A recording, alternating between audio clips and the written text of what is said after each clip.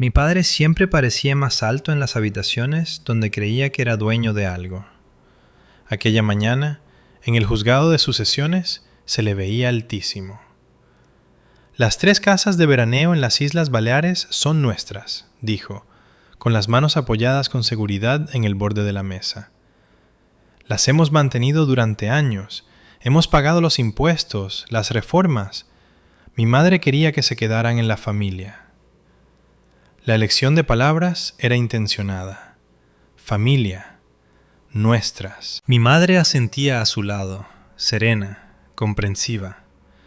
Había elegido un traje azul suave, cercano, pero digno. Yo estaba sentada en la mesa de enfrente con mi abogado y una carpeta fina que no parecía gran cosa comparada con su pila de cenas de Navidad, viajes de pesca y nietos en los muelles al atardecer. Ellos habían traído recuerdos. Yo había traído documentos. Las casas eran chalets modestos, 3 propiedades frente al mar, compradas a lo largo de una década y reformadas poco a poco. Mi abuela las llamaba sus refugios contra tormentas, tanto en el sentido literal como en el financiero. Confiaba más en los bienes inmuebles que en los mercados. Cuando empezó a organizar su herencia, yo fui la única que asistió puntualmente a todas las reuniones. No porque fuera la favorita, sino porque sabía escuchar. Ella no quería que las propiedades se vendieran. Tampoco quería que se dividieran de forma impulsiva. Y era consciente, dolorosamente consciente, de la rapidez con la que mis padres trataban los bienes compartidos como un derecho adquirido. Así que creó un fideicomiso y me nombró administradora. En su momento, mi padre se había reído. «Papeleo», me dijo, «a tu abuela le encanta el papeleo». No le corregí. Ahora estaba pidiendo al juez que disolviera ese mismo fideicomiso, argumentando que yo no había actuado en el mejor interés de la familia. Al negarme a transferirle la titularidad directamente, me describió como una persona inflexible, distante y poco dispuesta a colaborar. No mencionó que yo había ofrecido acuerdos de uso estructurados, presupuestos de mantenimiento y un acceso equitativo al calendario. Para él, el control no consistía en poder usar las casas, consistía en tener las escrituras. Cuando su abogado terminó de exponer la demanda, el mío se puso en pie. No empezó con una objeción, le entregó un sobre cerrado al secretario judicial.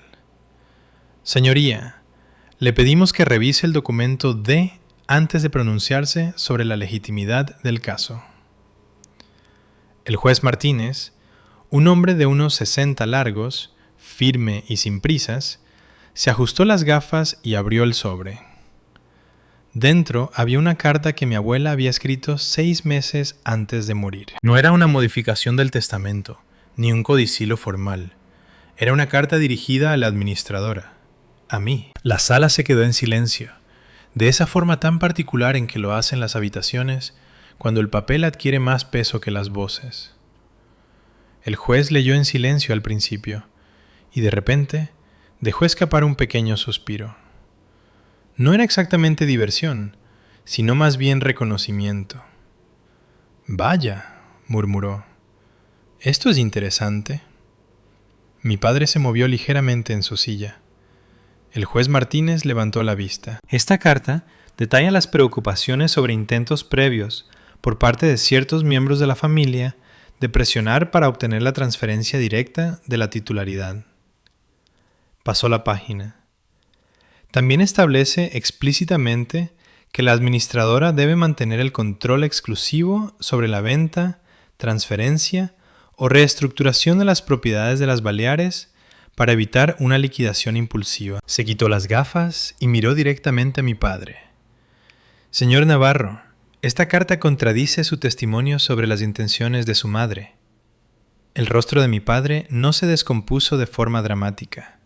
Simplemente se quedó sin color. La mano de mi madre se apretó con fuerza alrededor del asa de su bolso.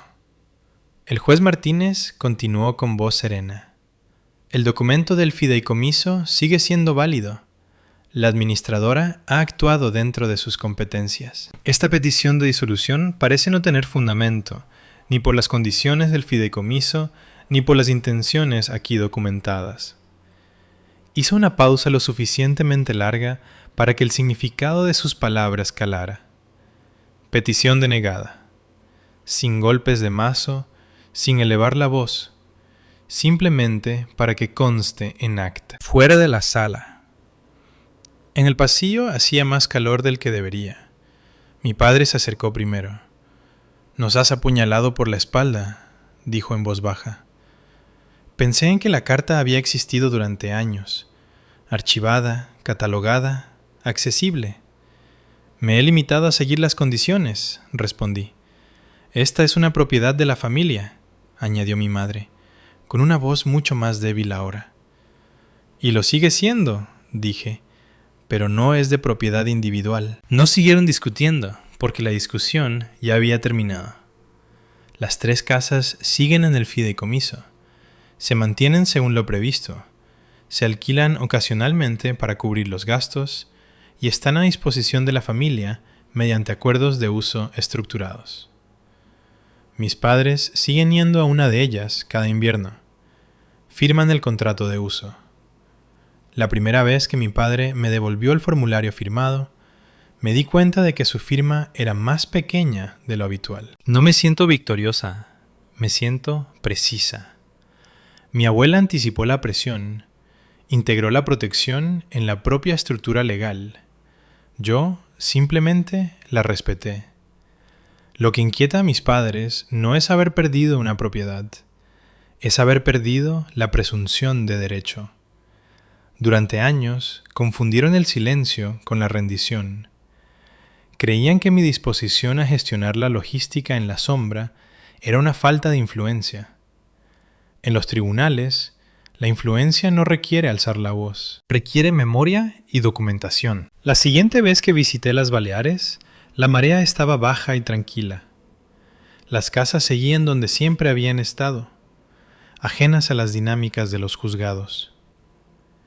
He aprendido que la propiedad no trata sobre quién grita más fuerte, sino sobre quién se prepara mejor. No destruí nada, simplemente me negué a entregarlo.